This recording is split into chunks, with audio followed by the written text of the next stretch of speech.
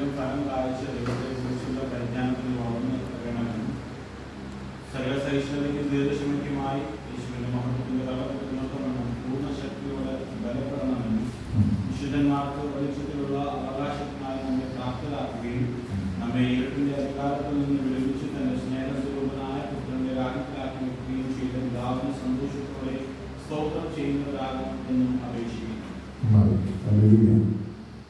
ഈ വേദഭാഗം നമുക്ക് എല്ലാവർക്കും വളരെ പരിചിതമാണല്ലോ. കൊലോസ്യ ലേഖനം 1-ാം 10 വാക്യങ്ങളാണ് വായിച്ചത്. അപ്പോസ്തലനായ പൗലോസിന്റെ ഒരു പ്രാർത്ഥന എന്നാണ് ഈ ഭാഗത്തെക്കുറിച്ച് പഠിക്കുമ്പോൾ നമുക്ക് മനസ്സിലാക്കുവാനായിട്ട് ഇടയായിത്തീരുന്നത്. നമുക്കറിയാം, ഈ കൊലോസ്യ ലേഖനം വളരെ അനുഗ്രഹിക്കപ്പെട്ട ഒരു വേദഭാഗമാണ്. കരാഗ്രഹ ലേഖനം എന്നൊക്കെ അറിയപ്പെടുന്നുവെങ്കിലും അതിലെ വാക്കുകൾക്കും അതിൻ്റെ വചനങ്ങൾക്കുമെല്ലാം വളരെ അർത്ഥവ്യാപ്തിയുള്ള വാക്കുകളെയാണ് നമുക്കവിടെ കാണുവാനായിട്ട് ഇടയായിത്തീരുന്നത്. കൊലോസ്യ ലേഖനത്തിൻ്റെ എഴുതുവാനുള്ള പശ്ചാത്തലം എന്ന് പറയുന്നത്, കൊലോസ്യ സഭയിൽ തത്വശാസ്ത്രം ഇപ്പോഴും ഉണ്ടല്ലോ, തത്വജ്ഞാനം എന്നൊക്കെ പറയുന്നത് പോലെ തത്വജ്ഞാനം അങ്ങനെ എന്ത് ചെയ്തു, കയറി കൂടുവാനായിട്ട് ഇടയായിരുന്നു. അതിൽ വിശ്വാസികളായിരിക്കുന്ന പല പ്രിയപ്പെട്ടവരും എന്ത് ചെയ്തു, ആകർഷിക്കപ്പെടുവാനായിട്ട് ഇടയായിരുന്നു. എന്നും നമുക്കറിയാം, തത്വജ്ഞാനം എന്ന് പറയുന്നിടത്ത് നമുക്ക് വലിയ ഇൻട്രസ്റ്റാണ്. കാരണം വലിയ ജ്ഞാനികളെ പോലെ, വലിയ അറിവുകൾ ഉള്ളതിനെ പോലെയൊക്കെ എന്ത് ചെയ്യും, ഭാവിക്കുന്ന പ്രിയപ്പെട്ടവരുണ്ട്. അതിൻ്റെ ഒരു അവിടെ കയറി കൂടിയ തത്വജ്ഞാനത്തിൻ്റെ ഒരു പ്രശ്നമെന്ന് പറയുന്നത്, അവര് ക്രിസ്തുവിൻ്റെ ദൈവത്വത്തെ പൂർണ്ണമായിട്ട് എന്ത് ചെയ്യുന്നില്ല, അംഗീകരിക്കുന്നില്ല. ക്രിസ്തുവിൻ്റെ ദൈവത്വത്തെ പൂർണ്ണമായിട്ട് അംഗീകരിക്കാതെ അവൻ ദൈവത്തിൻ്റെ ഒരു സൃഷ്ടി എന്ന നിലയിൽ യേശുവിനെ എന്ത് ചെയ്യുന്നുണ്ട്, അംഗീകരിക്കുന്നുണ്ട്. ദൈവത്തിൻ്റെ ഒരു സൃഷ്ടി എന്ന നിലയിൽ അവൻ യേശുവിനെ അംഗീകരിക്കുന്നു. അപ്പോൾ തന്നെ ഈ പ്രപഞ്ചത്തെ മുഴുവൻ നിയന്ത്രിക്കുവാനായിട്ട് യേശുവിന് കഴിയുകയില്ല, അല്ലെങ്കിൽ അങ്ങനെ ഒരു സൃഷ്ടിയല്ല എന്ന് അവരെന്ത് ചെയ്യുന്നു, പഠിപ്പിക്കുകയും ചെയ്തു. ഇപ്പോൾ തന്നെ അവർ പറയുന്നത് മറ്റു പല സൃഷ്ടികളുണ്ട്, ദൈവത്തിന്റെ മറ്റു പല സൃഷ്ടികളുണ്ട്. ഓരോന്നിനെ എന്ത് ചെയ്തിട്ടുണ്ട്, ആക്കി വെച്ചിട്ടുണ്ട്. കാറ്റിനെ നിയന്ത്രിക്കുവാൻ ഒരു ദൈവം, കടലിനെ നിയന്ത്രിക്കുന്നത് വേറൊരു ദൈവം, അഗ്നിക്ക് വേറൊരു ദൈവം.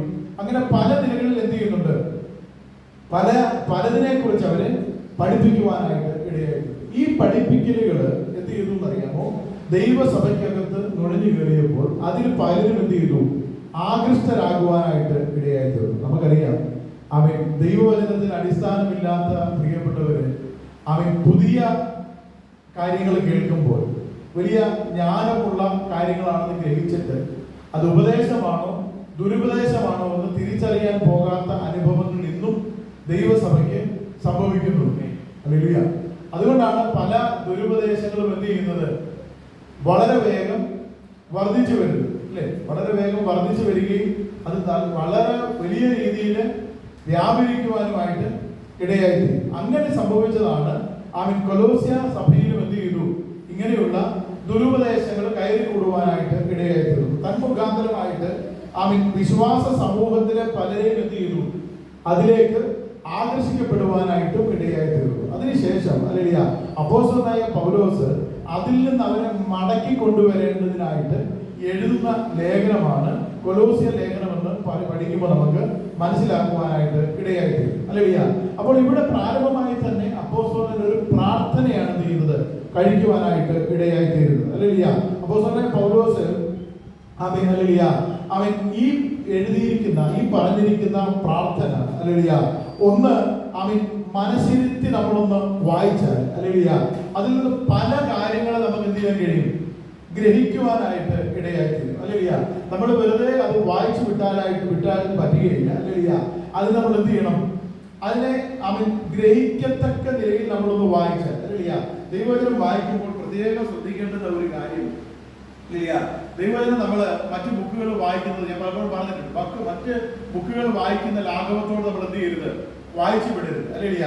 അതിനെ നമ്മൾ പൂർണ്ണ ഗൗരവത്തോട് വേണം എന്ത് ചെയ്യാൻ, ദൈവവചനം വായിക്കുവാനായിട്ട് ഇടയാകേണ്ടത്. അല്ലെ? പൂർണ്ണ ഗൗരവത്തോടെ എന്ന് പറഞ്ഞാൽ ഞാൻ വായിക്കുന്നത് ദൈവത്തിന്റെ വചനമാണ് എന്നുള്ള ബോധ്യത്തോട് വേണം നമ്മൾ എന്ത് ചെയ്യാൻ അത് വായിക്കാം. അതുകൊണ്ട് ദൈവവചനം വായിക്കുമ്പോൾ നമ്മൾ എന്ത് ചെയ്യണം? മനസ്സിരുത്തി വായിക്കണം. മനസ്സിരുത്തി ഗൗരവത്തോടെ നിർത്തി വായിക്കണം. ദൈവവചനം വായിക്കുമ്പോൾ പ്രത്യേകം ശ്രദ്ധിക്കുന്നത്. അല്ലെ? കാരണം ഇതിനിടയിലൊക്കെ എന്തുണ്ട്? കുത്തുണ്ട്, കോമയുണ്ട്, അല്ലേ? കുത്തും കോമയൊക്കെ ഉണ്ട് ഇതിനിടയിൽ. അല്ലെ? അതിന്റെയൊക്കെ അർത്ഥം എന്താണെന്ന് വളരെ വ്യക്തമായിട്ട് നമുക്കറിയാം. അല്ലെ? അതുകൊണ്ട് നമ്മൾ എന്ത് ചെയ്യണം? ഗൗരവത്തോടെ ദൈവവചനം വായിക്കുമ്പോൾ നിർത്തി വായിക്കുകയും, അല്ലെ? അതങ്ങനെ വായിക്കുമ്പോൾ എന്താണെന്നറിയാമോ? വചനത്തിന്റെ പ്രകാശനം നമ്മുടെ ഉള്ളിൽ എന്ത് ചെയ്യും? വരുവാനായിട്ട് ഇടയായിത്തീരും. അതിന് നമ്മൾ വലിയ തിയോളജികളൊന്നും പഠിക്കണമെന്നോ വലിയ ഒത്തിരി സമയം നമ്മൾ മറ്റു പുസ്തകങ്ങൾ വായിച്ച് ജ്ഞാനം സമ്പാദിക്കുന്നതിനേക്കാൾ അപ്പുറമായിട്ട് ദൈവവചനം മനസ്സിരുത്തി ഒന്ന് വായിച്ചാൽ ദൈവവചനത്തിന്റെ പ്രകാശനം എന്ത് ചെയ്യും? നമ്മുടെ ഓരോരുത്തരുടെ ഉള്ളിൽ വെളിപ്പെടുവാനായിട്ട് ഇടയായി. അതാണ് വചനത്തിന്റെ ശക്തി എന്ന് പറയുന്നത്. അതുകൊണ്ടാണ് ദൈവത്തിന്റെ വചനം എങ്ങനെയുള്ളതെന്ന് പറയുന്നത്? ജീവനും ചൈതന്യമുള്ളതെന്ന് പറയുന്നത് അതുകൊണ്ടാണ്. അല്ലേലൂയ. ഇത് ജീവനുള്ളതാണ്. ദൈവത്തിന്റെ വചനം എന്ന് പറയുന്നത് ജീവനുള്ളതാണ്, അതിന് ചൈതന്യമുള്ളതാണ്. അപ്പൊ അതുകൊണ്ട് ഈ വചനം എന്ത് ചെയ്യും? എന്താണ് ഈ വചനം? ആദ്യം വചനം ഉണ്ടായിരുന്നു, വചനം ദൈവത്തോട് കൂടെയായിരുന്നു, അത് ദൈവമായിരുന്നു. അല്ലേലൂയ. അപ്പോൾ ഈ വചനം എന്ന് പറയുന്നത് എന്താണ്? ദൈവം. അപ്പൊ ഇത് നമ്മൾ മനസ്സിരുത്തി വായിച്ചാൽ ഇത് നമ്മളോട് എന്ത് ചെയ്യും? സംസാരിക്കുവാനായിട്ട് തുടങ്ങും. അല്ലേലൂയ. വചനത്തിന്റെ മർമ്മങ്ങളെ നമുക്ക് എന്ത് ചെയ്യും? വെളിപ്പെടുത്തി തരുവാനായിട്ട് ഇടയായി തീരും. അതുവരെയും നമ്മൾ ഓരോ പ്രാവശ്യം ഓരോ സങ്കീർത്തനങ്ങൾ വായിക്കുമ്പോൾ ആകട്ടെ, ദൈവവചനം വായിക്കുമ്പോൾ ആകട്ടെ, അല്ലേലൂയ, പുതിയ ചിന്തകൾ ദൈവം എന്ത് ചെയ്യും? നമ്മുടെ ഉള്ളിലേക്ക് തരുവാനായിട്ട് ഇടയായി തീരും. അല്ലേ? നമ്മുടെ കഴിഞ്ഞ വർഷം വായിച്ചതുപോലെ ആയിരിക്കില്ല ഈ വർഷം ഒരു അധ്യായം വായിക്കുമ്പോൾ അതിൽ നിന്ന് നമുക്ക് ലഭിക്കുന്ന പ്രകാശം. എന്ന് പറഞ്ഞതുപോലെ ഞാൻ പറഞ്ഞത് ദൈവത്തിന്റെ വചനം മനസ്സിരുത്തി നമ്മൾ വായിക്കുമ്പോൾ ഈ പ്രാർത്ഥനയ്ക്ക് വളരെ ആഴമായ അർത്ഥങ്ങളുണ്ട് എന്ന് നമുക്ക് എന്ത് ചെയ്യാൻ കഴിയും? ഗ്രഹിക്കുവാനായിട്ട് ഇടയായി തീരും. അല്ലേലൂയ. അതാണ് നമ്മൾ വായിക്കുമ്പോൾ കാണുന്നത്. അല്ലേലൂയ. ഈ പ്രാർത്ഥനയുടെ ഒരു പ്രധാനമായ ഒരു ലക്ഷ്യമെന്ന് പറയുന്നത് അല്ലേലൂയ, ദൈവ ഇഷ്ടം നാം എന്ത് ചെയ്യണം? അറിയണം. അല്ലേലൂയ. ദൈവ ഇഷ്ടം നാം അറിയണം. അതാണ് തന്റെ പ്രാർത്ഥനയുടെ പ്രാധാന്യമുള്ള ഭാഗം എന്ന് പറയുന്നത്. അല്ലേലൂയ. ഇന്ന് ഓരോരുത്തരും കേൾക്കുന്ന ദൈവത്തിന്റെ ജനമേ, അല്ലേലൂയ, ആമേൻ, അല്ലേലൂയ, ഒരു ഭക്തനായ ദൈവ മനുഷ്യന്റെ പ്രാർത്ഥനയിൽ അല്ലേലൂയ അടങ്ങിയിരിക്കുന്ന കാര്യങ്ങൾ അല്ലേലൂയ ദൈവ ഇഷ്ടം എന്ത് ചെയ്യണം? അറിയണം എന്നുള്ള കാഴ്ചപ്പാടോടുകൂടി എന്ത് ചെയ്യുന്നത്? അവൻ പ്രാർത്ഥിക്കുവാനായിട്ട് ഇടയായി തീരുന്നത്. അല്ലേലൂയ. എന്നാൽ നമ്മൾ പ്രാർത്ഥിക്കുമ്പോൾ നമ്മളൊന്ന് ചിന്തിച്ചു നോക്കുക. അല്ലേലൂയ. നമ്മുടെ പ്രാർത്ഥനയിൽ മുഴങ്ങി നിൽക്കുന്നത് എന്താണ്? ദൈവ ഇഷ്ടം അറിയാനാണ്. അല്ലേലൂയ. നമുക്കൊക്കെ പ്രവചനം അറിയുവാനും ഭാവി അറിയുവാനും താല്പര്യമുണ്ടാവും. അല്ലേ? ഭാവി അറിയുവാനായിട്ട് നമുക്ക് താല്പര്യമുണ്ട്. അതുകൊണ്ട് ചിലപ്പോൾ നമ്മുടെ ദൈവ ഇഷ്ടം അറിയുക എന്ന് പറഞ്ഞതിനെ ആ രീതിയിൽ കാണും. എന്നാൽ അങ്ങനെയല്ല. അല്ലേലൂയ. നമ്മുടെ ഭാവിയെ കുറിച്ചും നമ്മുടെ മുന്നോട്ടുള്ള ജീവിതത്തെ കുറിച്ചും ഒക്കെ അറിയുന്നതിനേക്കാൾ അപ്പുറമായിട്ട് അല്ലേലൂയ എന്റെ ഭാവിയെ കുറിച്ചും എന്റെ മുന്നോട്ടുള്ള ജീവിതത്തെ കുറിച്ചും എന്താണ് ദൈവത്തിന്റെ പദ്ധതി എന്ന് ചെയ്യണം? തിരിച്ചറിയുവാനായിട്ട് ഇടയായി തീരണം. അതുകൊണ്ട് അതിനുവേണ്ടി എന്ത് ചെയ്യണം എന്ന് പറയുന്നത് നമ്മൾ പ്രാർത്ഥിക്കുവാനായിട്ട് ഇടയായി തീരണം. പൗലോസിന്റെ ഈ പ്രാർത്ഥനയുടെ പ്രത്യേകത അല്ലേലൂയ ദൈവ ഇഷ്ടം നാം എന്ത് ചെയ്യണം? ദൈവ ഇഷ്ടം നാം അറിയണം. നമ്മെ കുറിച്ചുള്ള ദൈവ ഇഷ്ടം എന്തെന്ന് നാം അറിയണം. അത് ദൈവം മാത്രം അറിഞ്ഞിട്ട് കാര്യമില്ല. ദൈവം മാത്രം എനിക്ക് നിന്നെ കുറിച്ച് ഉള്ള ഇഷ്ടം ഉണ്ടെന്ന് ദൈവം അറിഞ്ഞിട്ട് കാര്യമില്ല. അത് എന്തെന്ന് നാം എന്ത് ചെയ്യണം? അറിയുവാനായിട്ട് ഇടയായി തീരണം. അതായിരുന്നു തന്റെ പ്രാർത്ഥനയിൽ അടങ്ങിയിരിക്കുന്ന ഒന്നാമത്തെ ഭാഗമെന്ന് പറയുന്നത്. അല്ലേലൂയ. നമ്മൾ വായിച്ച വേദഭാഗത്തിലേക്ക് കടന്നു വരുമ്പോൾ ഇങ്ങനെ വായിക്കുന്നു, നിങ്ങൾ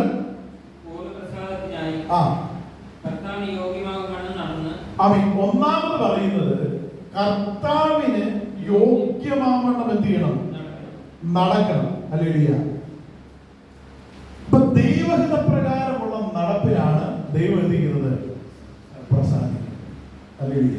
ദൈവഹിത പ്രകാരമുള്ള നടപ്പിലാണ് ദൈവം എന്ത് ചെയ്യുന്നത്?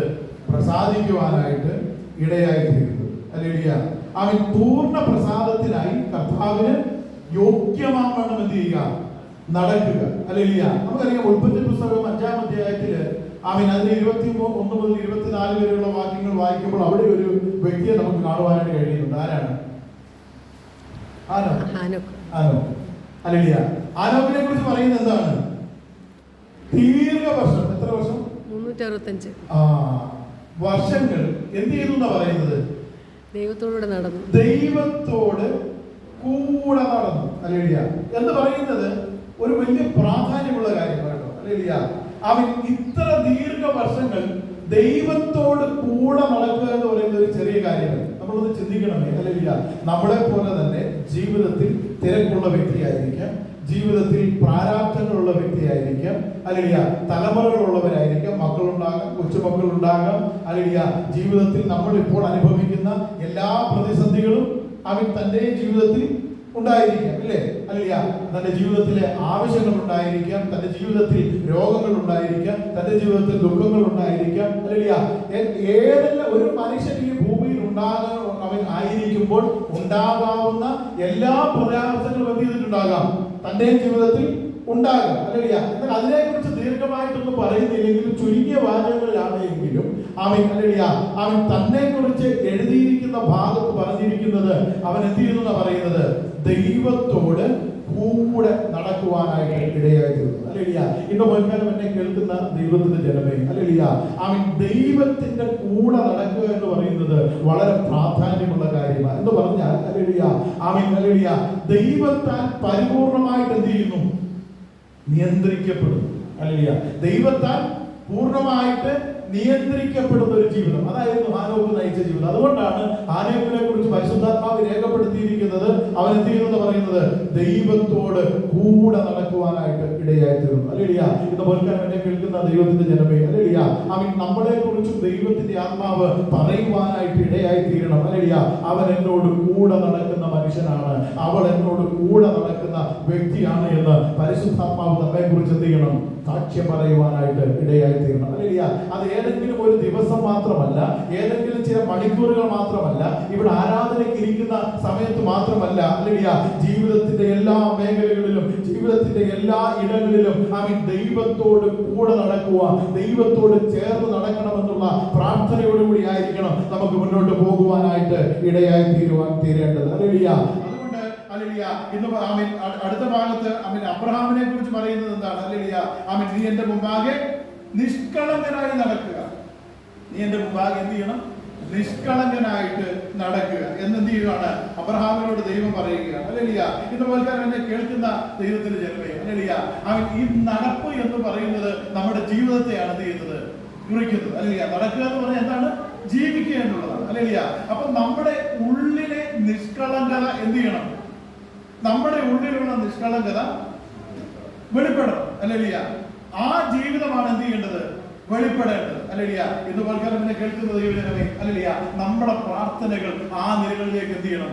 മാറുവാനായിട്ട് ഇടയായിത്തീരണം. ഹല്ലേലൂയ. കർത്താവേ, എന്റെ നിഷ്കളങ്കത എന്നിൽ എന്ത് ചെയ്യണം? വെളിപ്പെടുവാനായിട്ട് ഇടയായിത്തീരണം. നിന്റെ മുമ്പാകെ എനിക്ക് നടക്കുവാനുള്ള കൃപ, ദൈവത്തോട് കൂടെ നടക്കുവാനുള്ള ആ ഒരു കൃപ എന്റെ ജീവിതത്തിൽ നൽകുമാറാകണമേ എന്ന് എന്ത് ചെയ്യണം? ദൈവസന്നിധി നമുക്ക് പ്രാർത്ഥിക്കുവാനായിട്ട് ഇടയായിത്തീരണം. ഹല്ലേലൂയ. രണ്ടാമത്തെ ഭാഗത്ത് ആമീൻ പറയുന്നത്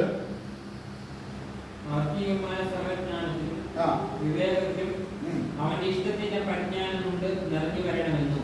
ഹല്ലേലൂയ. അവന്റെ ഇഷ്ടത്തിന്റെ പരിജ്ഞാനം കൊണ്ട് എന്ത് ചെയ്യണം? നിറഞ്ഞ് വരണമെന്നും എന്ത് ചെയ്യുകയാണ്? താൻ പ്രാർത്ഥിക്കണം. ഒന്നാമത് പറയുന്നു, ഹല്ലേലൂയ, ഞാൻ ദൈവം മുമ്പാകെ നടക്കണം. രണ്ട്, ആമീൻ, എനിക്ക് അടുത്ത ഭാഗം പറയുന്നത്, ഹല്ലേലൂയ, നിന്റെ ഇഷ്ടത്തിന്റെ പരിജ്ഞാനം കൊണ്ട് ഞാൻ എന്ത് ചെയ്യണം? നിറഞ്ഞു വരുവാനായിട്ട് ഇടയായിത്തീരണം. ഇതുപോലെ തന്നെ കേൾക്കുന്ന ദൈവത്തിന്റെ ജനമേ, ഹല്ലേലൂയ, അവൻ തിരുവചനം പറയുന്നത് കർത്താവിന്റെ ഇഷ്ടത്തിന്റെ പരിജ്ഞാനം കൊണ്ട് ഞാൻ എന്ത് ചെയ്യണം? നിറയുവാനായിട്ട് ഇടയായിത്തീരണം. ഹല്ലേലൂയ. എത്ര പേർക്ക് ദൈവഭാഗ്യം അങ്ങനെ പറയുവാനായിട്ട് ഇടയായിത്തീരും? ഹല്ലേലൂയ. അവൻ ഈ നിറവ് എന്ന് പറയുന്നത് അത് ആന്തരികമായ ഒരു കാര്യമാണ്, അല്ലേ? അപ്പൊ ദൈവത്തിന്റെ ആത്മാവിനാൽ നമ്മൾ നിറയുക, ദൈവത്തിന്റെ പരിജ്ഞാനത്താൽ നമ്മൾ നിറയുക എന്ന് പറയുന്നത് നമ്മുടെ ഉള്ളിൽ സംഭവിക്കേണ്ടുന്ന കാര്യങ്ങളാണ്, അല്ലേ? നമ്മുടെ ഉള്ളിലാണ് അത് സംഭവിക്കുന്നത്. ആ നിറവ് എന്ത് ചെയ്യാൻ കഴിയില്ല. ഇത് നിറഞ്ഞില്ല. ദൈവത്തിന്റെ ആത്മാവിനാൽ നിങ്ങൾ നിറഞ്ഞിട്ടുണ്ടോ, ദൈവത്തിന്റെ പരിജ്ഞാനത്താൽ നിങ്ങൾ നിറഞ്ഞിട്ടുണ്ടോ എന്ന് ആർക്കും എന്ത് ചെയ്യാൻ കഴിയുകയില്ല, ഗ്രഹിക്കുവാനായിട്ട് കഴിയുകയില്ല. അതല്ലെങ്കിൽ ആർക്കും അത് അളന്നു നോക്കുവാനായിട്ട് കഴിയുകയില്ല. പക്ഷെ അതിനെ അറിയുവാൻ കഴിയും. എങ്ങനെയാണെന്ന് അറിയാമോ? ആമീൻ. ആദ്യം പറഞ്ഞ കാര്യം, അങ്ങനെ ദൈവത്തിന്റെ പരിജ്ഞാനത്താലും ദൈവത്തിന്റെ ആത്മാവിന്റെ നിറവിനാലും നിറയുമ്പോഴാണ് നമ്മൾ എന്ത് ചെയ്യുന്നത്? നിഷ്കളങ്കതയിൽ നടക്കുവാനായിട്ട് ഇടയായിത്തീരും. ഇത് രണ്ട് കണക്കാണ്. ഹല്ലേലൂയ. അപ്പം ദൈവത്തിന്റെ പരിജ്ഞാനത്താൽ നിറഞ്ഞ് ദൈവത്തിന്റെ ആത്മാവിനാൽ നിറഞ്ഞു കഴിയുമ്പോൾ നമ്മൾ എന്ത് ചെയ്യും? ദൈവമുമ്പാകെ ദൈവത്തോട് കൂടെ എന്ത് ചെയ്യും? നടക്കുവാനായിട്ട് ഇടയായിത്തീരും. ഇന്ന് വൽക്കാലം കേൾക്കുന്ന ദൈവജനമേ, അതായിരിക്കണം നമ്മുടെ ജീവിതത്തിലെ പ്രാർത്ഥനകൾ എന്ന് പറയുന്നത്. ഹല്ലേലൂയ. പൗലോസ് അപ്പോസ്തലൻ ഹല്ലേലൂയ പൗലോസിനെ കുറിച്ച് പറഞ്ഞ് അവർ പ്രാർത്ഥിക്കുമ്പോൾ പ്രാർത്ഥിക്കുന്ന ഭാഗങ്ങൾ ഹല്ലേലൂയ. ഒന്നാമതായിട്ട് ദൈവത്തിന്റെ ഒരു കൂടെ നടക്കുവാനുള്ള ഒരു മനോഭാവം. ഹല്ലേലൂയ. ദൈവത്തിന്റെ ആത്മാവിനാൽ, അവന്റെ ജ്ഞാനത്തിന്റെയും പരിജ്ഞാനത്തിന്റെയും ആത്മാവിനാൽ എന്ത് ചെയ്യണം? നമ്മള് നിറയപ്പെടുവാനായിട്ട് ഇടയായിത്തീരണം. ഹല്ലേലൂയ. ഈ നിറയപ്പെടുന്നതിന്റെ ബാഹ്യ പ്രകടനമാണ് ദൈവത്തോട് കൂടെ നടക്കുക എന്നുള്ളത്. ഹല്ലേലൂയ. ഇത് നമ്മുടെ ജീവിതത്തിൽ എന്ത് ചെയ്യണം? ഉണ്ടാകുവാനായിട്ട്, വെളിപ്പെടുവാനായിട്ട് ഇടയായിത്തീരണമെന്നാണ് ദൈവത്തിന്റെ ആത്മാവ് നമ്മെ കുറിച്ച് ആഗ്രഹിക്കുന്നത്. ഹല്ലേലൂയ. മൂന്നാമത്തെ ഭാഗത്തേക്ക് വരുമ്പോൾ വേഗത്തിൽ പറഞ്ഞു പോകാം. ഹല്ലേലൂയ. സകല സൽപ്രവൃത്തിയിലും എന്ത് ചെയ്യണം? ഫലം കായ്ക്കുവാനായിട്ട് ഇടയായിത്തീരണം. ഹല്ലേലൂയ. വളർന്നാൽ മാത്രം പോരാ. ഹല്ലേലൂയ. ഒരു മരം മാനമുട്ട വളർന്നുകൊണ്ട് കാര്യമില്ല, ഇല്ലേ? നമ്മളൊരു ഫലം പ്രതീക്ഷിച്ച് ഒരു മരം നമ്മൾ നട്ടു വളർത്തുന്നുണ്ടെങ്കിൽ അതിന് കുറെ വലിപ്പം വെച്ചതുകൊണ്ട് നമുക്ക് കാര്യമില്ല. ഹല്ലേലൂയ. അതിനെന്തുണ്ടാകണം? ഫലമുണ്ടാകണം. നമ്മൾ ആഗ്രഹിച്ച, നമ്മൾ ഇഷ്ടപ്പെട്ട ഒരു ഫലം എന്ത് ചെയ്യണം? അത് കായ്ക്കണം. എങ്കിൽ മാത്രമേ അതുകൊണ്ട് എന്തുള്ളൂ? ആ മരം കൊണ്ട് നമുക്ക് പ്രയോജനമുള്ളൂ എന്ന് പറഞ്ഞതുപോലെ ഹല്ലേലൂയ. ദൈവമക്കളായ നമ്മളെ കുറിച്ച് ദൈവം ആഗ്രഹിക്കുന്നത് നമ്മളെല്ലാവരും എന്ത് ചെയ്യണമെന്നാ? ഫലം പുറപ്പെടുവിക്കണം, അല്ലേ? ആത്മാവിന്റെ ഫലം നമ്മളിൽ നിന്ന് പുറപ്പെടുവാനായിട്ട് ഇടയായിത്തീരണം. ഈ ആത്മാവിന്റെ ഫലം എന്തൊക്കെ ചോദിക്കാൻ ബുദ്ധിമുട്ടിക്കുന്നില്ല. ഹല്ലേലൂയ. അപ്പൊ ആത്മാവിന്റെ ഫലത്തെ നമ്മൾ എന്ത് ചെയ്യണം? പുറപ്പെടുവിക്കുവാനായിട്ട് ഇടയായിത്തീരണം. ഹല്ലേലൂയ. ഞാൻ പറഞ്ഞത് ഹല്ലേലൂയ, ഒന്ന് ദൈവത്തിന്റെ പരിജ്ഞാനത്താൽ നമ്മൾ നിറയുകയും അതിൽ നമ്മൾ വളരുകയും ചെയ്യുക മാത്രമല്ല, ഹല്ലേലൂയ, അതിൽ നിന്ന് എന്ത് ചെയ്യണം? ഫലം പുറപ്പെടുവിക്കാൻ ഇടയായിത്തീരണം. ഹല്ലേലൂയ. ആ ഫലം പുറപ്പെടുവിക്കുമ്പോൾ അതെന്തായി മാറും? അത് ദൈവത്തിന് പ്രയോജനമുള്ള ഫലമായിട്ട് എന്ത് ചെയ്യും? മാറുവാനായിട്ട് ഇടയായിത്തീരും. ഹല്ലേലൂയ. ഞാൻ പറഞ്ഞു വന്നത് ഹല്ലേലൂയ, സകല സൽപ്രവൃത്തിയിലും നമ്മൾ എന്ത് ചെയ്യണം? ഫലം കായ്ക്കുന്നവരായി വരണമെന്നാണ് ദൈവത്തിന്റെ വചനം നമ്മളെ കുറിച്ച് ആഗ്രഹിക്കുന്നത്. ഹല്ലേലൂയ. ഇന്ന് കേൾക്കുന്ന ദൈവജനമേ, ഹല്ലേലൂയ, യോസേഫിനെ കുറിച്ച് പറയുന്നത് ഹല്ലേലൂയ, അവൻ നീരുറവിനരികെ ഫലപ്രദമായ ഒരു വൃക്ഷത്തോടെ എന്ത് ചെയ്യുന്നത്? അവനെ ഉപമിച്ചിരിക്കുന്നത്. അല്ലെങ്കിൽ ഉൽപ്പത്തി പുസ്തകം 49-ാം അധ്യായത്തിന്റെ 22-ാം വാക്യം വായിക്കുമ്പോൾ ഹല്ലേലൂയ, അവനെ കുറിച്ച് പറയുന്നത് അതിന്റെ കൊമ്പുകൾ എന്ത് ചെയ്തിരിക്കുന്നു? മതിലിന്റെ മേൽ പടർന്നിരിക്കുന്നു. മനസ്സിലായോ? ഹല്ലേലൂയ. യോസേഫിനെ കുറിച്ച് പറയുന്നത് അവൻ നീരുറവിന്റെ അരികെ ഫലപ്രദമായ ഒരു വൃക്ഷം, അതിന്റെ കൊമ്പുകൾ എന്ത് ചെയ്യുന്ന പറയുന്നത്? മതിലിന്റെ മേൽ എന്ത് ചെയ്തിരിക്കുന്നു? പടരുന്നു എന്ന് പറഞ്ഞാൽ ഹല്ലേലൂയ, മതിലിന്റെ ഉള്ളിലുള്ളവർക്കും മതിലിന്റെ വെളിയിലുള്ളവർക്കും എന്ത് ചെയ്യുന്നുണ്ട്? ഈ ഫലം പുറപ്പെടുവിക്കുവാനായിട്ട്, ഈ ഫലത്തെ കൊണ്ട് പ്രയോജനം ഉണ്ടാകുവാനായിട്ട് ഇടയായിത്തീരുന്നു. ഹല്ലേലൂയ. ഇന്ന് പലകാലം എന്നെ കേൾക്കുന്ന ദൈവത്തിന്റെ ജനമേ, ഹല്ലേലൂയ, ദൈവം നമ്മുടെ ദേശത്തിന്റെ പല ഭാഗങ്ങളിലാക്കി വെച്ചിരിക്കുമ്പോൾ ഹല്ലേലൂയ, സൽപ്രവൃത്തികളായ ഫലങ്ങൾ നമ്മളിൽ എന്ത് ചെയ്യണം? പുറപ്പെടുവാനായിട്ട് ഇടയായിത്തീരണം. ഹല്ലേലൂയ. അത് ഹല്ലേലൂയ, ദേശത്തിന്, നമ്മുടെ ചുറ്റുവട്ടത്തുള്ളവർക്ക്, നമ്മുടെ അടുത്ത് താമസിക്കുന്നവർക്ക് എല്ലാവർക്കും നാം ആരായി മാറണം? ഒരു പ്രയോജനമുള്ളവനായി മാറണമെന്നാണ് ദൈവം നമ്മെ കുറിച്ച് ആഗ്രഹിക്കുവാനായിട്ട് ഇടയായിത്തീരുന്നത്. ഹല്ലേലൂയ. യോസേഫിന്റെ ജീവിതത്തിന്റെ പ്രത്യേകത അതുതന്നെ. ഹല്ലേലൂയ. തന്നെ ദ്രോഹിച്ച, തന്നെ നശിപ്പിക്കുവാൻ ശ്രമിച്ച, തന്റെ സഹോദരങ്ങൾക്ക് പോലെ താൻ എന്ത് ചെയ്തു? നന്മയുള്ള ഒരു വൃക്ഷമായി എന്ത് ചെയ്തു? മാറുവാനായിട്ട് ഇടയായിത്തീർന്നു. ഹല്ലേലൂയ. ഫലമുള്ള ഒരു വൃക്ഷമായിട്ട് താൻ അവരുടെ മുമ്പാകെ മാറുവാനായിട്ട് ഇടയായിത്തീർന്നു. ഇങ്ങനെയെങ്കിൽ ഇന്ന് പലകാലം എന്നെ കേൾക്കുന്ന ദൈവത്തിന്റെ ജനമേ, ഹല്ലേലൂയ, ദൈവത്തിന്റെ വചനം നമ്മളെ കുറിച്ച് ആഗ്രഹിക്കുന്നതും അത് തന്നെയാണ്. ഹല്ലേലൂയ. നമ്മൾ എന്ത് ചെയ്യണമെന്നാ? ഫലമുള്ള ഒരു വൃക്ഷമായിട്ട് മാറണം. ഹല്ലേലൂയ. അത് മതിന്റെ മേൽ എന്ത് ചെയ്തിരിക്കുന്നു? പടർന്നിരിക്കുന്നു എന്ന് പറഞ്ഞാൽ ഹല്ലേലൂയ, നമ്മുടെ അനുഗ്രഹങ്ങളും നമ്മുടെ നന്മകളും ഹല്ലേലൂയ, നമ്മിൽ നിന്ന് പുറപ്പെടുന്ന ഫലങ്ങളും ഹല്ലേലൂയ, നമ്മുടെ ഉള്ളിൽ തന്നെ എന്ത് ചെയ്യുവാനല്ല? ഒതുങ്ങുവാനല്ല. ഹല്ലേലൂയ. അതിനെക്കുറിച്ച് ഹല്ലേലൂയ അത് വ്യക്തമായി നമ്മൾ എന്ത് ചെയ്യണം? മനസ്സിലാക്കണം. ഹല്ലേലൂയ. ആമേൻ. നമ്മളിൽ തന്നെ ഒതുങ്ങുവാനല്ല നാം ആഗ്രഹിക്കേണ്ടത്. ഹല്ലേലൂയ. നമ്മളെ മതിലിന്റെ മേൽ ദൈവം പടർത്തിയിരിക്കുന്നത് ഹല്ലേലൂയ ആ ഫലം എന്ത് ചെയ്യണം? മറ്റുള്ളവർക്കും പ്രയോജനമുള്ളതായി മാറണം. ഹല്ലേലൂയ. മറ്റുള്ളവർക്ക്, നമ്മുടെ ദേശത്തിന് നാം പ്രയോജനമുള്ളവരായി മാറണം. നമ്മുടെ അയൽവക്കങ്ങൾക്ക് നമ്മൾ പ്രയോജനമുള്ളവരായി മാറണം. നമ്മുടെ സഭയ്ക്ക് നമ്മൾ പ്രയോജനമുള്ളവരായി മാറണം. ഹല്ലേലൂയ. നമ്മളാകുന്ന ഇടങ്ങൾക്ക് എല്ലാം നമ്മൾ എന്തായി മാറണം?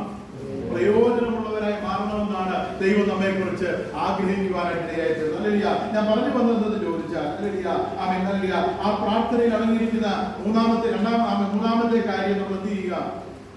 ഫലം കായ്ച്ച് വളരുക എന്നുള്ളത്. ഹല്ലേലൂയ. അങ്ങനെ ദൈവസന്നിധിയിൽ ഫലം പുറപ്പെടുവിക്കും. ദൈവം ആഗ്രഹിക്കുന്ന ഫലങ്ങളെ എന്ത് ചെയ്യണം? പുറപ്പെടുവിക്കുവാനായിട്ട് ഇടയായിത്തീരണം. അത് അവൻ ദൈവനാമത്തിന്റെ മഹത്വത്തിന് വേണ്ടി പ്രയോജനപ്പെടുത്തുവാനായിട്ട് ഇടയായിത്തീരണം. അങ്ങനെയെങ്കിൽ മാത്രമേ നമ്മുടെ ക്രിസ്ത്യ ജീവിതം അവൻ ഏറ്റവും ധന്യമായി മാറുകയുള്ളൂ എന്ന് ദൈവത്തിന്റെ വചനം നമ്മളെ ഓർമ്മപ്പെടുത്തുന്നു. ഹല്ലേലൂയ. 11-ാം വാക്യത്തിലേക്ക് വരുമ്പോൾ അടുത്ത അവിടെ പറയുന്നത് സകല സഹിഷ്ണുതയ്ക്കും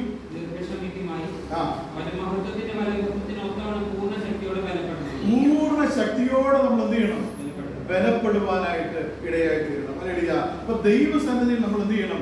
പൂർണ്ണ ശക്തിയോടെ ആമേൻ ബലപ്പെടുവാനായിട്ട് ഇടയായിത്തീരണം. മഹത്വത്തിന്റെ വല്ലഭത്വത്തിനൊത്തവണ്ണം നമ്മൾ എന്ത് ചെയ്യണം? ബലപ്പെടുവാനായിട്ട് ഇടയായിത്തീരണമെന്നാണ് ദൈവത്തിന്റെ വചനം നമ്മളെ ഓർമ്മപ്പെടുത്തുന്നത്. ഹല്ലേലൂയ.